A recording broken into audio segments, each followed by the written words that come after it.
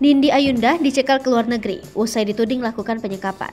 Penyanyi Nindi Ayunda dituduh melakukan penyekapan terhadap Sulaiman. Sulaiman adalah mantan sopir pribadi Nindi Ayunda. Kasus dugaan penyekapan yang dilakukan Nindi Ayunda itu masih diselidiki penyidik Satuan Reserse Kriminal Polres Metro Jakarta Selatan. Akibat kasus tersebut, Nindi Ayunda dikabarkan dicekal bepergian ke luar negeri. Surat percekalan itu bahkan telah diajukan penyidik Polres Metro Jakarta Selatan ke Mabes Polri. Dwi Yos, pengacara Nindi Ayunda, terkejut mendengar kabar percekalan kliennya itu. Menurut Dwi Yos, kabar percekalan Nindi Ayunda itu berlebihan. Apalagi Nindi Ayunda bukan penjahat yang harus dicekal. Sejauh ini, Dwi mengaku belum menerima surat pencekalan Nindi Ayunda. Kepala Unit Kriminal Umum Satuan Reserse Kriminal Polres Metro Jakarta Selatan, AKP Rifaizal Samuel, menolak mengomentari kabar percekalan Nindi Ayunda itu.